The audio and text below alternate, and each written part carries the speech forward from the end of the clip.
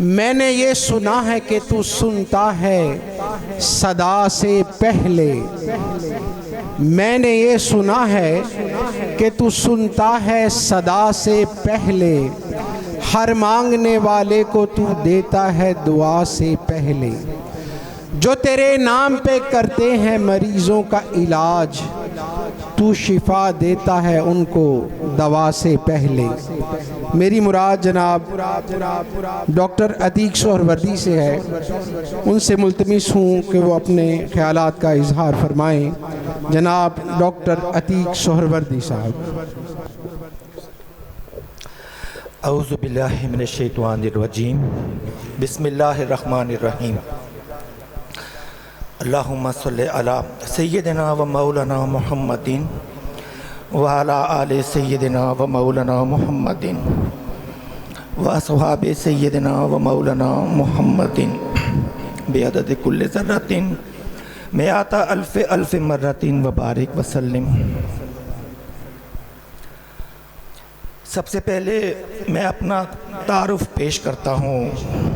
میں ایک خاکسار، عاجز، ناچیز لیکن خاک پائے مرشد علیہ الرحمہ، خاک پائے مرشد علیہ الرحمہ، خاک پائے مرشد علیہ الرحمہ، میرے مرشد کامل حضرت سید ابو الاویس شاہد رسول سہروردی رحمۃ اللہ علیہ۔ ایک صاحب نے اپنے مصاحب کو عطا کی ایسی ایک وردی، بن گیا پھر وہ مصاحب ردی سے سہروردی، جن کی ہر ادا سنت مصطفیٰ، ہمارے پیر طریقت پر لاکھوں سلام۔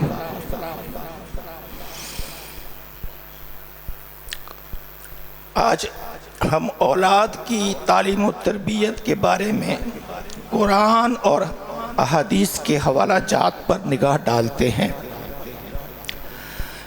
قرآن اور حدیث کے حوالہ جات اولاد کی تعلیم و تربیت کے بارے میں کچھ اس طرح ہیں۔ پہلی وحی سورہ علق آیات 1 تا 5، ترجمہ: اپنے رب کا نام لے کر پڑھو جس نے پیدا کیا، جس نے انسان کو جمے ہوئے خون سے پیدا کیا۔ پڑھو اور تمہارا رب بڑا ہی کریم ہے، جس نے قلم کے ذریعے علم سکھایا، انسان کو وہ علم سکھایا جو وہ نہ جانتا تھا۔ اللہ کی شان دیکھیے کہ وحی کا پہلا لفظ پڑھو، جس سے صاف واضح ہے کہ علم حاصل کرنا اور پھر تعلیم و تبلیغ کتنا ضروری ہے، اور اسلامی تعلیم کا حاصل کرنا ہم سب پر فرض ہے، اور کسی عمل سے پہلے اس سے متعلق علم سیکھنا اور سمجھنا ضروری ہے، کیونکہ جہالت کی بنا پر اعمال مقبول نہیں۔ اسلام صرف ایسا مذہب ہے جس نے آغاز میں ہی تعلیم و تربیت کی اہمیت بتا دی، اور رسول اکرم صلی اللہ علیہ وآلہ وسلم نے فرمایا، ارشاد عالی شان آپ فرماتے ہیں، میں تمہارے لیے ایک معلم یعنی استاد بن کر آیا ہوں۔ جس طرح آپ امت کے معلم ہیں، اسی طرح امت کے ہر فرد کو متعلم اور طالب علم ہونا چاہیے۔ آپ کی زبان اقدس سے جو کچھ بھی بیان ہوا، جس کے بارے میں آپ نے خود فرمایا کہ یہ قرآن ہے، تو وہ قرآن کا حصہ بن گیا۔ کچھ باتوں کے بارے میں آپ نے فرمایا کہ یہ اللہ کا فرمان ہے لیکن قرآن نہیں، اسے حدیث قدسی کہتے ہیں۔ احادیث قدسی کی تعداد 40 ہے۔ ان دو باتوں کے علاوہ یعنی قرآن اور حدیث قدسی کے علاوہ آپ کے سارے اقوال کو حدیث کہتے ہیں، اور احادیث کی تعداد کئی ہزار ہے۔ آپ نے کسی بھی موقع پر، کسی بھی وقت، کسی بھی جگہ جو کچھ بھی فرمایا، جو بھی عمل کیا، حتیٰ کہ آپ کا اشارہ، آپ کے چہرہ اقدس کے تاثرات، رد عمل، سب حجت ہے، نص ہے، حوالہ ہے اور سند ہے، کیونکہ سنت نبوی شریعت کی بنیاد ہے۔ اسوہ حسنہ اسلامی طرز زندگی کی اساس ہے۔ سیرت النبی پر ہر مسلمان کے لیے مشعل راہ ہے۔ ہماری دینی، دنیاوی، اخلاقی، روحانی ترقی اور کامیابی کی ضمانت اسوہ حسنہ پر عمل کرنا۔ چند احادیث مبارکہ پیش کرنے کی سعادت حاصل کرتا ہوں۔ اللہ تعالی ہمیں احادیث مبارکہ یاد رکھنے، احادیث مبارکہ سمجھنے، اب ان پر عمل کرنے، ان کو پھیلانے کی توفیق عطا فرمائے۔ رسول اللہ صلی اللہ علیہ وآلہ وسلم نے فرمایا، ہر پیدا ہونے والا بچہ دین فطرت پر پیدا ہوتا ہے، لیکن اس کے ماں باپ اسے یہودی، نصرانی یا مجوسی بنا دیتے ہیں۔ اور آپ کا ارشاد عالی شان، آپ نے فرمایا، کوئی باپ اپنی اولاد کو اس سے بہتر عطیہ نہیں دے سکتا کہ وہ اسے اچھے آداب سکھا دے۔ پوچھا گیا اولاد کے حقوق کیا ہیں؟ آپ نے فرمایا اس کا نام اچھا رکھے اور اس کی تربیت اچھی کرے۔ ایک صحابی فرماتے ہیں، میں بچپن سے حضور کی زیر کفالت، زیر تربیت تھا۔ ایک مرتبہ میرا ہاتھ کھانے کے برتن میں ادھر ادھر گھوم رہا تھا۔ آپ نے دیکھا اور فرمایا، اے لڑکے، اللہ کا نام لے کر کھانا شروع کرو، دائیں ہاتھ سے کھاؤ اور اپنی طرف سے کھاؤ۔ اور ایک اور موقع پر آپ نے فرمایا، اپنے بچوں کو نماز کا حکم دو جب وہ 7 سال کا ہو جائے، اور اگر نماز نہ پڑھے جب وہ 10 سال کا ہو تو اس کو مارو۔ اور آپ نے فرمایا، 3 مرتبہ فرمایا، اپنی اولاد کے درمیان برابری کرو، اپنی اولاد کے درمیان برابری کرو، اپنی اولاد کے درمیان برابری کرو، یعنی نہ لڑکے کو نہ لڑکی کو ترجیح دو، اور نہ ہی جو دوسرے معاملات ہیں ان میں امتیاز کیا جائے اور برابری رکھی جائے۔ اللہ تعالیٰ نے قرآن میں کچھ باتوں کا ذکر کیا۔ ایک دانا شخص جس کا نام لقمان تھا اور زمانہ قبل از اسلام سے تعلق تھا، لقمان نے اپنے بیٹے کو نصیحت کی جو قرآن کا حصہ ہے۔ سورہ لقمان آیات 13 تا 19، اب میں ترجمہ پڑھوں گا۔ اور یاد کیجئے جب لقمان نے اپنے بیٹے سے کہا اور وہ اسے نصیحت کر رہا تھا، اے میرے فرزند، اللہ کے ساتھ شرک نہ کرنا، بے شک شرک بہت بڑا ظلم ہے، اور ہم نے انسان کو اس کے والدین کے بارے میں نیکی کی تاکید کی، جیسے اس کی ماں تکلیف پر تکلیف کی حالت میں برداشت کرتی رہی، اور جس کا دودھ چھوٹنا بھی 2 سال میں ہے۔ ایسے یہ حکم دیا کہ تو میرا بھی شکر ادا کر اور اپنے والدین کا بھی،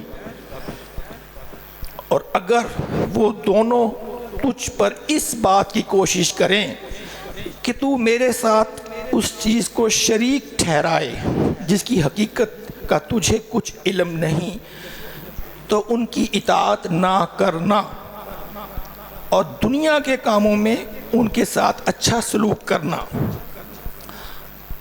اور عقیدہ اور آخرت میں اس شخص کی پیروی کرنا جس نے میری طرف توبہ اور اطاعت کا سلوک اختیار کیا، پھر میری ہی طرف تمہیں پلٹ کر آنا ہے، تو میں تمہیں ان کاموں سے باخبر کر دوں گا جو تم کرتے۔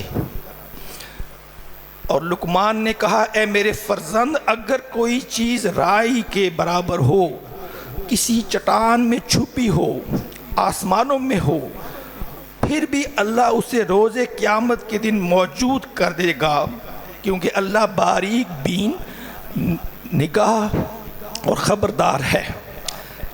اے میرے فرزند، تو نماز قائم رکھ، نیکی کا حکم دے، برائی سے منع کر، اور جو تکلیف تجھے پہنچے اس پر صبر کر، بے شک یہ بڑی ہمت کے کام ہیں۔